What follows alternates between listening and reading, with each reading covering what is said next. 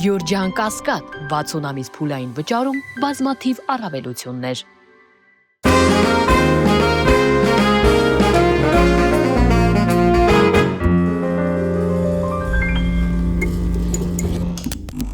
Բարի օր, Մեդիահաբի եթերում մարդկային զրույցն է։ Մեր տաղավարում այսօր հյուրընկալել ենք դերասանուհի Անահիտ Ղուկասյանին։ Բարի գալուստ եւ բարի օր։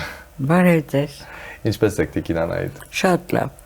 Ես գիտեմ, որ այս պահին էլ եկել եք նկարահանման հրապարակից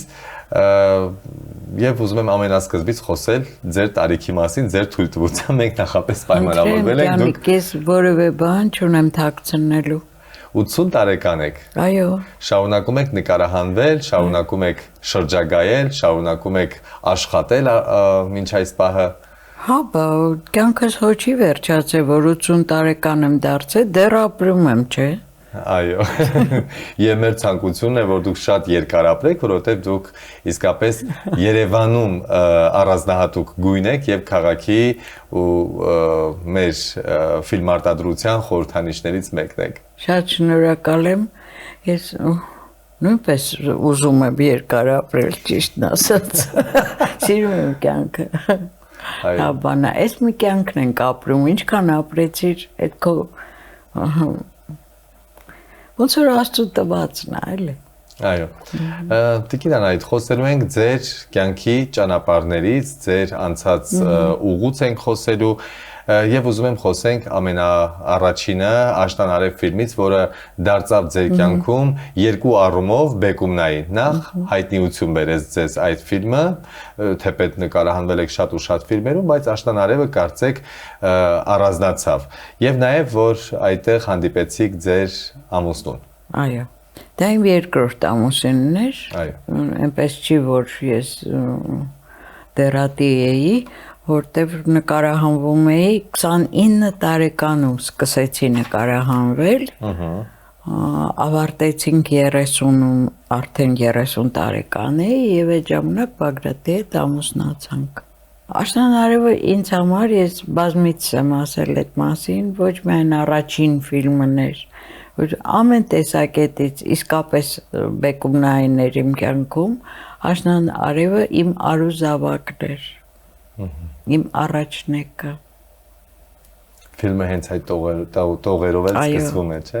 Այո։ Լավը չես, առաջնեկս։ Լավը չես։ Որտես լավը չես։ Ու ամենակարևոր տողերը ասма որն ես։ Այդ չպետք է այնքան քաղցր լինես, որ կուլտան, չպետք է այնքան դառը լինես, որ թքեն։ Որն ես։ Մինչև հիմա հիշում եք տեքստերը։ Իհարկե։ Գիտեք, ես այն կարծիքին եմ, որ մենք մի քանի հանճարեղ գրող ենք ունեցել, արձակագիր գրող, ես նկատի ունեմ, որոնցից առաջին հերթին ինձ համար Մաթևոսյանն էր, հետո Գալշոյանը։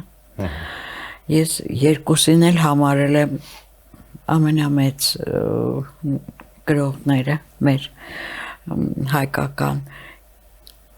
Մաթևոսյանի յուրաքանչյուր բառը, յուրաքանչյուր տողը դա փիլիսոփայություն էր։ Իմիջայլոց մեր նախորդ մարդկային զրույցում, երբ տիկին Ջուլետան էր հյուրը, էլի խոսեցինք դրա մասին եւ նշեցինք, որ իսկապես Աշնանարևը ծայրից ծայր ինքը փիլիսոփայություն է եւ դուք դրա հրաշալի դերակատարն եք։ Ես չգիտեմ, եթե ուրիշ դերասանուհի խաղար արդյոք ֆիլմը այդքան ստացված կլիներ։ Չեմ կարող ասել, բայց հետաքրքիր մի բան էր, որ երբ որ դա այն ժամանակ այդպես էր, երկար ժամանակ փորձերի էին գնում եւ բազմաթիվ դերակատարներ կային էլի այդ դերի համար։ Այն ժամանակ կաստինգ ասածը չկար, ուղղակի տենց գալիս էինք փորձերի, հա, ու հետո անպայման կինո փորձ էին անում, փոքրիկ հատվածներ նկարում էին Եվ դրանով որոշվում էր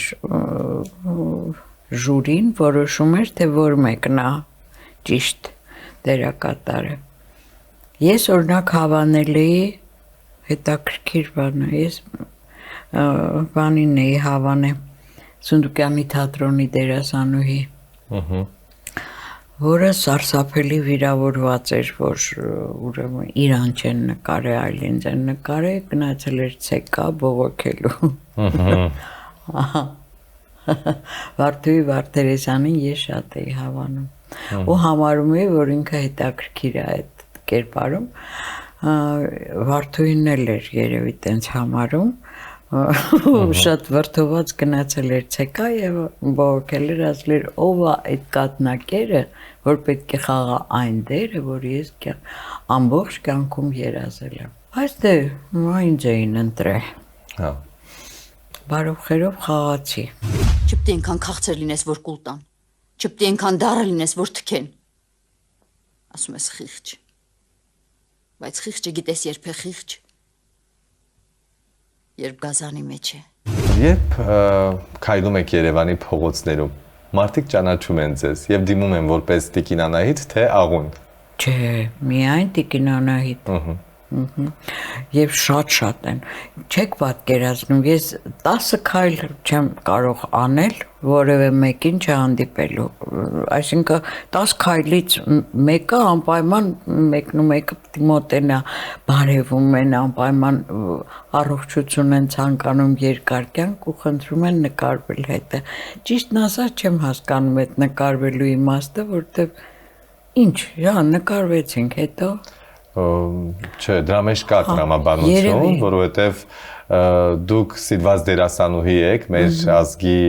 ամենալավ դերասանուհիներից մեկն եք։ Ուխտե։ Այո։ Եվ մարդիկ հարգել գիտեն արտիստին եւ ուզում են նկարվել։ Իսկապես այդպես է։ Ու ես երջանիկ եմ այդ դրանով։ Այսինքն իմ կյանքը ես իզուր չեմ ապրել, որովհետև իմ հասագիտությունը ժողովրդի համար է եղել։ Ու եթե ժողովուրդը այսօրվա օրով գնահատում է եւ ճանաչում է ինձ, այդ նշանակում է, որ ես ճիշտ եմ ապրել, որ ես տվել եմ այն ինչ որ պետք էր տալ այդ ժողովրդին։ Ես շատ եմ սիրում իմ ժողովրդին։ Օրհնության խոսքերը լսելուց հետո ասում ես արժեր իսկապես անցնել այս ճանապարհը։ Տիկին Անահիտ, դուք խոսեցիք երկրորդ ամուսնության մասին, բայց թողնելով առաջին ամուսնությունը, երկու անգամ էլ եղել են, կարող ենք ասել, որ երկու անգամ էլ եղել է հաջողված ամուսնություններ։ Գիտեք ոնց, նրանք մահացել են, իսկ ես դեռ ապրում եմ։ Ափսոսում եմ իհարկե, որտեղ առաջին ամուսինս ավելի երիտասարդ մահացել է։ Չնայած նա ընտանիք ուներ եւ երևի երջանիկ էր ինձանից հետո, եւ երեխա ուներ, իսկ ես երեխա չէի ունենում, դրա համար մենք բաժանվեցինք, հետո ես Բագրատի հետ ամուսնացա, Բագրատ Հովհաննիսյանը շատ հետաքրքիր մարդ էր, բազմաթիվ տեսակետներով, հասկանում եք, նա ոչ միայն գեղեցիկ տղամարդ էր, այլ նաև շատ խելացի, շատ բան իմաց, շատ տաղանդավոր մարդ էր։ Ես կյանքիս մեջ մի անգամ եմ սիրահարվել, դեռ երեխա ժամանակ, ես նկատի ունեմ դպրոցական տարիներին, ու դա եղել է իմ միակ սերը։ Առ այսօր։ Առ այսօր։ Ամուսնությունները եղել են ամուսնություններ, բայց ոչ սեր։ Գիտեք ոնց, ես չգիտեմ, ինձ համար ամեն ինչը մեկ անգամ է լինում։ Ինձ համար օրինակ իմ թատրոնը միակն է, ու ես երբեք չեմ դավաճանի իմ թատրոնին։ Արդեն 56 տարի է այդ թատրոնում, այո, Պատանի հանդիսատեսի թատրոն։ Դա իմ թատրոնն է։ Դա իմն է, ես չեմ կարող դավաճանել, այդ նույն բանն է, ինչ որ ընտանիքը, եթե ամուսնանում ես, ուրեմն պետք է լինես ազնիվ, անդավաճան։ Ես չեմ սիրել, բայց գնահատել եմ եւ նորմալ ընտանիք ա եղել։ Դե, այդպես է։ Իսկ առաջին ու միակ սիրո մասին որ խոսեցինք, դուք իր հետ չեք ամուսնացել, ուղղակի սիրահարվել եք։ Այո։ Հանդիպում եք մեկ-մեկ քաղաքում։ Այո, իհարկե։ Մեր քաղաքը, գիտեք, փոքր է։ Այնուամենայնիվ դա Նյու Յորք չէ, էլի որ կորեն իրար չգտնեն։ Իհարկե մեկ-մեկ հանդիպում ենք ու շատ ջերմ ենք իրար նկատմամբ, որտեղ դա մանկության ընկերություններ, սերներ, չգիտեմ, շատ անաղարտ ա եղել։ Այո։ Այդպես։ Ինչ հետաքրքիր է։ Աշխարհահռչակ դերասանուհիներից մեկը անունը ուղղակի չեմ հիշում, իր հարցազրույցներից մեկում ասել է մոտավոր այսպիսի մեջբերում անեմ, որ երջանիկ լինելու համար պետք չի ունենալ ընտանիք կամ երեխաներ։ Համամիտ եք այս խոսույթին։ Չէ, այնքան էլ համամիտ չեմ։ Գիտեք ինչու, որովհետև կինը Աստծո կողմից ստեղծված է, որ մայր լինի։ Ես այն կարծիքին եմ, որ ես կայացել եմ որպես դերասանուհի, բայց որպես կին ես չեմ կայացել, ես երեխա չեմ ունեցել։ Դա շատ ծանր ու ոնց մի քույրս էր ինձ ասում Իրանկո, դու մի դարդ ունես, ասում ես երեխա չունեմ։ Իսկ իմս 3-ն են, 3 դարդ ունեմ։ Հասկանում եք, ես կուզենայի ունենայի 3 դարդ։ Բայց դե այդպես աստացվե ինձ մոտ, չեմ ունեցել երեխա, այն ժամանակ… Դուք ոչ առաջինն եք, ոչ էլ վերջինը։ Հա, այդպես էր, բժշկությունը այն ժամանակ դեռ տենց վիճակում չէր, որ կարողանային ինչ-որ բաներ անել։ Բուժվում էի, բայց ոչ մի բան չէր ստացվում, դե չէր ստացվում, ուրեմն տենց էր ճակատից գրված։ Մամաս ասում էր, Աստված գիտի ինչ է անում, ում ինչ է տալի, քեզ որ երեխա տար, ինքան կլվանայիր, կպրծներ։ Դե հիմա, էտա, կատակ էր անում, շատ հետաքրքիր կին էր իմ մայրը, նա միշտ կին էր,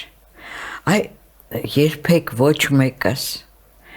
մենք մեծ ընտանիք էինք, որտեղ մայրս միակ երեխան էր իր ընտանիքում, հայրս մի եղբայր ուներ ընդամենը, առանձնապես տենց ծավալված չէին էլի, երկու կողմն էլ, և դրա համար իրանք շատ երեխա են ունեցել, ես և 6-րդ երեխան եմ եղել մեր տան, բայց ոչ մեկս երբևէ չենք տեսել մամայիս, գզգզված մազերով, նոր զարթնած, կամ անկողինը չհավաքած, տենց բան, ասում էր ամոթ է, այդ նույն բանն այն որ մերկ դուրս գաս ննջարանից, պետք է անպայման քեզ կարգի բերես, նոր դուրս գաս, անկողինը պետք է ծածկես, որ ոչ ոք չտեսնի։ Այդ առումով նման եք ձեր մայրիկին։ Հա, երևի, դա երևի տենց մանկությունից ոնց որ արյան մեջ է էլի մտել, այդպես պետք կարնի, բա ոնց, վեր ես կենում, մարզանք ես անում, լողարան բան, ու քեզ կարգի ես բերում առաջի հերթին, հետո նոր նստում ես հաց ուտելու չէ։ Տիկին Անահիտ, մենք մի թաղամասում ենք ապրում, ես ձեզ հաճախ եմ տեսնում պատշգամբից ու տեսնում եմ միշտ խնամված և միշտ կարմիր շրթներկով, հետաքրքիր է, ձեր մայրիկին նման եք երևի թե այդ առումով։ Մայրս այդ շրթներկն էլ չէր անում, նա երբեք ոչ մի բան չէր անում, բայց շատ խնամված տեսք ուներ միշտ, որովհետև հայրս շատ է սիրել մորս, այո, շատ լավ ամուսիններ էին իրանք, նրանք հատուկ ժամ ունեին, ժամը 12-ից 1-ը, նրանց սուրճ խմելու ժամն էր, դա ամենասուրբ ժամն էր։ Ծիսակարգային։ Հա, ուրեմն մամայենց ստանը 2 հատ պալմա էր, այդ պալմաների մեջտեղը նստում էին։ Հետաքրքիր է։ Հա, սուրճ խմելու։ Ու հայրս ամբողջ թերթերի նորությունները մորս պատմում էր, հա դա լիգվեզներ էլի։ Ոչ մեկ իրավունք չուներ այդ ժամանակ ճաշասենյակ մտներ։ Մեծ էր մեր բնակարանը, բայց այդ սենյակ չէինք մտնի այդ ժամին, որտև այդ սրբություն էր,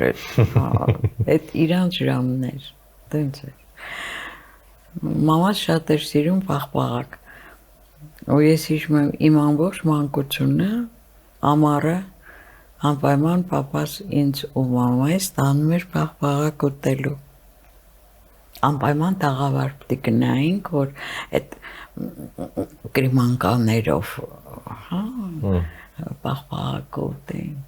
Տիկին Անահիտ, նշեցիք, որ բազմանդամ ընտանիքում եք մեծացել, դուք տան ամենափոքրն եք եւ ցավոք հիմա բոլորը ննջեցյալ են քույր եղբայրներից։ Շատ ցավալի է։ Դուք ամուսին եւ երեխաներ չունեք, բայց եւ միայնակ չեք։ Չէ, երբեք Այո։ չեմ Ուզում եմ դրա մասին զգացել։ խոսեմ, որտեղ դա ձեր կյանքի մեծագույն սերերից մեկն է, ձեր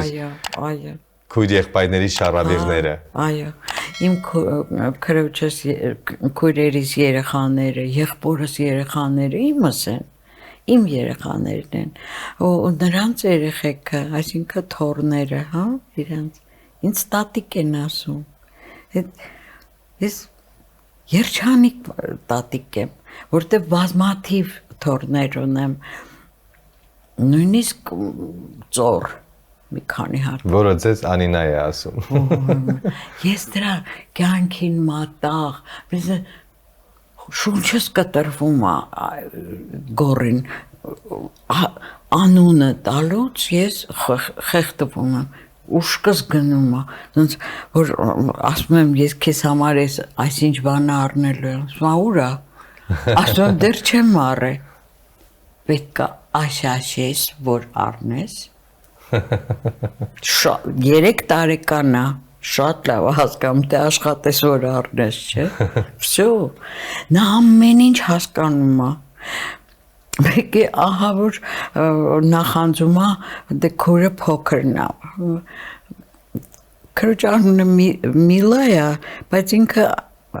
աջի է ասում, ու մեկ էլ ենք աջի ասում, չգիտեմ չէ, ահա որ նախանձում է, որ հանգարց աջին ինձ մոտենում է, իսկ աջին երջանիկ երեխա է, անընդհատ ժպիտը դեմքին, երջանիկ, մենակ ուտելու բանը լինի, վсё, ամեն ինչ կմոռանաս,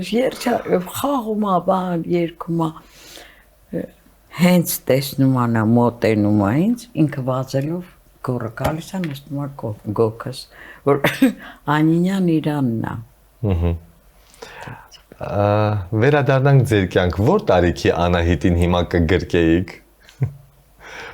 ձեր որ տարիքն եք շատ սիրում եւ կարոտում նկատի ունեմ։ Չգիտեմ։ Իսկ ոչ մի անգամ չեմ մտածել գրկեմ, ինքս ինձ այ քեզ հաջողություն։ Իմ սաղ կյանքը հետաքրքիր է եղել, ես որ փոքր էի, դե տան փոքրն էի, բոլորի համար ոնց որ տիկնիկը լինեի, բոլորը ինձ շատ են սիրել։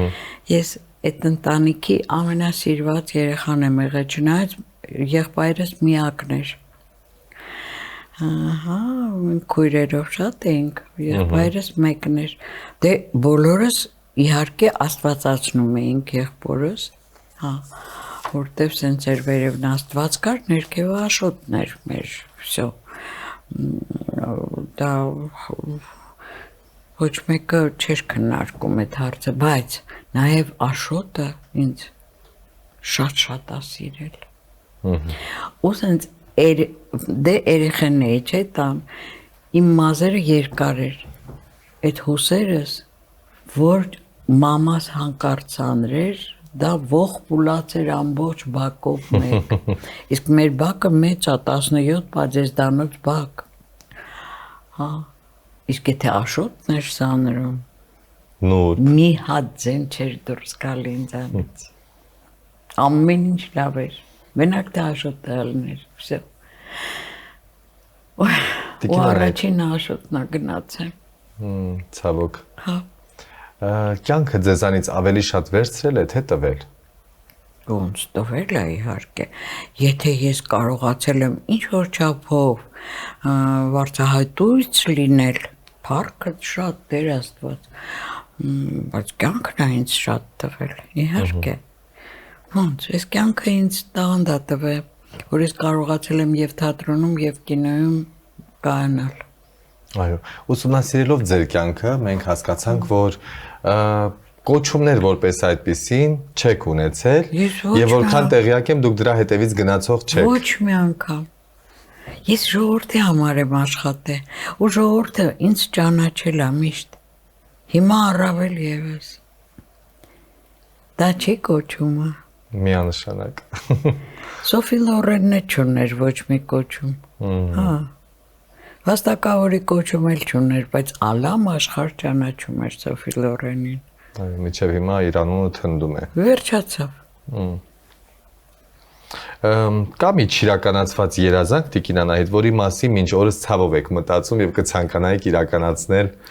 Քանի դեռ ոտքի վրա եմ, ես նենց կուզենայի խաղալ, որտեվ ես մանկական թատրոնում եմ աշխատում, ես շատ կուզենայի խաղալ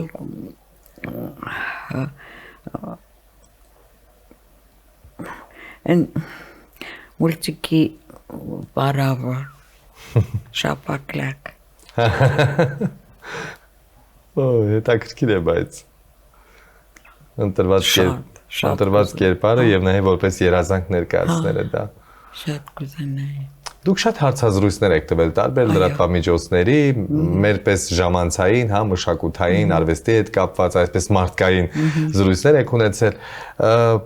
Կա մի հարց, որ որևէ հաղորդավար կամ լրագրող ձեզ չի տվել, բայց դուք շատ կցանկանայիք, որ այդ մասին խոսել։ Չէ, ջանիկ։ Թե մենք բոլորը փորփրել ենք։ Ամեն ինչ շատ մանրամասն եւ խորքից փորփրած է։ Եվ գիտեք ինչն է հետաքրքիր, որ դուք երբեք չեք թաքցնում որևէ բան, բաց եւ բարձ մարդկային զրույց է ստացում ձեզ հետ։ Իհարկե։ Ջանիկ, իսկ ինչ է թաքցնեմ։ Ինչ եմ արել, որ ինչ է թաքցնեմ։ Դե հա։ Միանշանակ։ Դուք շարունակում եք, մենք սկզբից էլ խոսեցինք նկարահանումներ, ծանրաբեռնված առօրյա, նաև այսօր գովազդ եք նկարահանվել, այդքանով հանդերձ դուք մեծ տեղ եք տալիս շրջագայություններին, աշխարհը բացահայտելու, այսպես։ Ջանիկ, ես շատ եմ սիրում իմ երկիրը։ Իմ Երևանը, իմ Քամբախը շատ եմ սիրում, բայց իմ արձակուրդը ես պետք է ուրիշ երկրում լինեմ, նախ որ իմ աչքս մեկ ուրիշ բան տեսնի եւ դրանով ես կարողանամ համեմատել ինչն է մեր մոտ լավ ու վատը, ինչն է այնտեղ լավ ու վատը։ Ինձ համար դա կարևոր հանգամանք է։ Որն է լինելու հաջորդ կանգառը։ Այս տարի ես գնալու եմ Վալենսիա։ Այսինքն Իսպանիայի մեկ ուրիշ ուղղությամբ, հա։ Սիրեցի ես Իսպանիան։ Հետաքրքիր ժողովուրդ է, շատ նման են մեզ։ Իրանք իտալացիներն էլ են մեզ նման։ Դենց եւ շարժուձևով եւ իրանց ոգևորություններով բան։ Արտաքին տվյալները շատ։ Իսպանացիները ավելի։ Որտեւ իտալացիների մեջ մի քիչ ոնց որ ավելի շատ խաղ կա։ Իսկ իսպանացիները ուղղակի տենց են։ Ու ոչինչ չես կարող անես։ Իրանք ժամ կա, որ քնում են ցերեկով։ Այդ իմ հորս ու մորս սուրճի ժամն է։ Աշխարհը շուռ կա, նրանց չես կարող ան։ Տենց է, տենց։ Բավոց, դե հանգստանան։ Հետաքրքիր է, բայց։ Հա, տենց է։ Շատ լավ ավանդույթ է։ Այո։ Տիկին Անահիտ, ձեր մասին երբևէ զավեշտալի բամբասանք լսած կաք։ Երևի, ջանիկ, մարդ ես։ Ուրեմն ինչ ձևի անհամ մարդ պետք է լինես, որ вообще ոչ մեկը չբամբասի։ Դե երևի արել են, բայց ինձ հետաքրքիր չի եղել։ Գուշակի երբևէ դիմել եք։ Չէ, չեմ հավատացել։ Մի անգամ հարևաններս ուրեմն ինձ վաներեցին, գնացինք, ես լուրջ, ուրեմն եկանք նստեցինք, բան սուրճը եփեցին, ես ծխախոտս հանեցի, բան սուրճը խմեցի ու եկես գուշակարդմա, բա շուրջ տվեցիր, ինչդ նայեմ։ որովհետև ոչ Իրանը հավատում, ոչ այդ սուրճին։ Ինչ որ կա, Աստված ինչ տվել է, այն էլ կլինի։ Սաղ սուտ բաներ են։ Տիկին Անահիտ, նորից վերադառնանք աղունի կերպար, ի վերջո այդ կերպարը ձեզ մեծ հաջողություններ բերեց եւ մինչեւ հիմա մեծ հարգանքով շատ ուշ բերեց այդ հաջողությունը, բայց բերեց։ Ես մինչեւ հիմա նայում եմ մեծ հաճույքով այդ ֆիլմը։ Աղունից ինչ որ բնավորության գիծ կա ձեր մեջ։ Չէ ջան։ Խիստ տարբեր ենք մենք։ Եվ ընդհանրապես ինձ միշտ հարցնում են ձեր դերերից որ մի Ջանը, եթե ես ամեն դերը խաղալուց այդ իմ կերպարը խաղայի դրա մեջ կամ պիտի իմ ողնաշարը սենց խոճուճ դառնար։ Կամ ուրեմն դերասան չեմ, եթե ես ամեն անգամ չէ։ Բայց շատ բնական է խաղում այդ լեզվանի կնոջ դերը։ Ու ես կյանքիս մեջ առաջի անգամ գյուղ էի գնացել։ Վերջին անգամ Ահնիձոր երբ եք եղել, որ մի քան 2 շաբաթ առաջ, որովհետև ֆիլմի 50-ամյակն է, եւ ուրեմն գնացինք Ահնիձոր եւ այն տանը, որտեղ ես նկարվել եմ այդ աշնանարևը, այդ տան մեջ այդ պատշկամբը որ կար, այդտեղ հարցազրույց էր ինձանից վերջ։ Բնակելի տուն է ինքը հիմա, մարդիկ են ապրում։ Բան ժամանակել էր, բնակել է։ Ինչպես են ձեզ ընդունել այդ տանը։ Հրաշալի, խորովածով բան, ամեն ինչ լավ էր։ Շատ լավ։ Ձայնդ ինձ վրա մի բարձրացրու։ Ես արիստոկրատ միայնակ կին եմ։ Ոտքերդ կջարդեմ։ Կատակ եմ անում։ Տիկին Անահիտ, շարունակենք մեր ջերմ զրույցը եւ խոսենք մեր ժամանակյա, հա, սիթքոմներից, նկարահանումներից, որից ամենավերջինը կատաստրոֆան էր եւ որը շատ սիրվեց հանրության կողմից, մեծ ու փոքր հանդիսատեսի կողմից։ Կպատմեք դրա մասին։ Ջանիկ, նենց հետաքրքիր նախ շատ լավ խումբ էր հավաքվել եւ այդ ռեժիսորը Արմանը դա իր առաջի ֆիլմն էր, որ պիտի նկարեր։ Ես իմ հնարավորությունների բոլոր հնարավորությունները արել եմ, որ այդ տղան գոհ մնա, որովհետև իր առաջի ֆիլմն էր։ Ինքը մինչև այդ երկրորդ ռեժիսոր էր աշխատում, շատ շնորհքով տղա է եւ լավ ընտանիքի հայր։ Հաճույքով եմ աշխատել։ Հետո ինքան ջերմ մարդիկ էին իրանք բոլորը։ Թիմը ամբողջ։ Եվ սցենարիստից սկսած անընդհատ մոտենում էին, ոնց է կարծում, այս սենց որ անենք լավ կլինի եւ ես այն կարծիքին եմ, որ ֆիլմում եւ ընդհանրապես եթերում պետքա կիրթ խոսել։ Չաղավաղել մեր գեղեցիկ հայ լեզուն։ Այո։ Ամոթ է։ Մենք ունենք լեզու, որը աշխարհը չունի։ Չի կարելի աղավաղել։ Ու դրա համար իսկ այդ սիթքոմում մենք ամեն ինչ անում էինք, որ բոլորը կիրթ էին խոսում, շատ ճիշտ, լավ, բոլոր կատակները համուհոտ ունեին, նենց չէր, որ հասկանում եք, կատակներ կա, որ դա կատակ չի, դա լպիրշ ինչ-որ բաներ ա, որ զզվել է, իսկ այդ ֆիլմում չկար տենց բաներ, դրա համար այսօր երեխեքը անգամ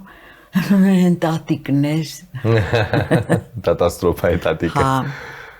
հաջորդ եթերաշրջան լինելու է կատաստրոֆայի թե չգիտեմ դեռ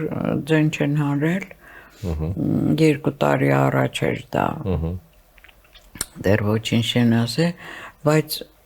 ես արդեն մեծ եմ վախենամ չկարողանամ այլևս այդքան երկար աշխատել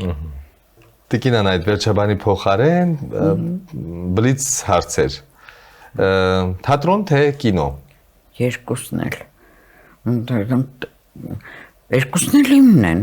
մեկը մեկին լրացնող միանշան է այո ճակատագիր թե ընտրություն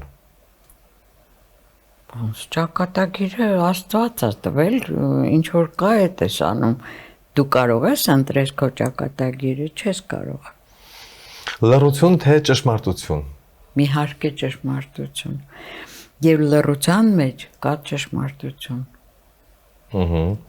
Ներել թե մոռանալ։ Ավելի ճիշտն է ներել։ Ներել։ Այո, դուք այդ մեծահոգությունը ունեք։ Կարոտ թե հույս։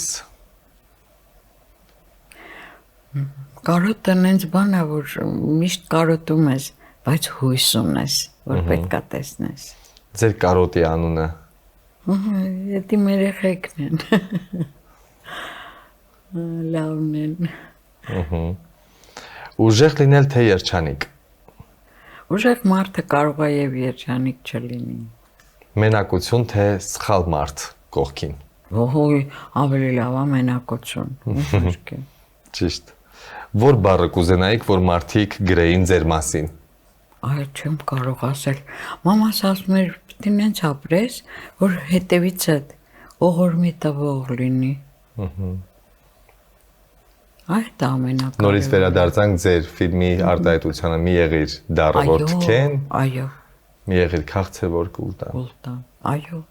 Դա է ճշմարտությունը, դա է փիլիսոփայությունը։ Շնորհակալ եմ Տիկին Անահիտ, այսքանն էր մեր մարդկային զրույցը։ Շատ շնորհակալ եմ, ապրեք դուք։ Շատ լավ զրույց էր։ Ապրեք դուք, որ համաձայնվեցիք եկաք։ Ես մեր հետևորդներին պետք է խնդրեմ, որ հետևեն մեր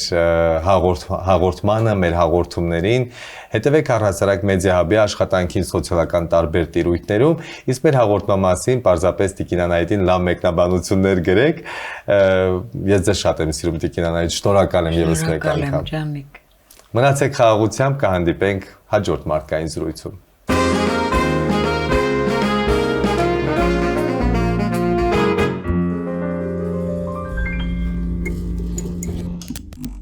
Գյուրջան Կասկադ 60 ամիս փուլային վճարում բազմաթիվ առավելություններ։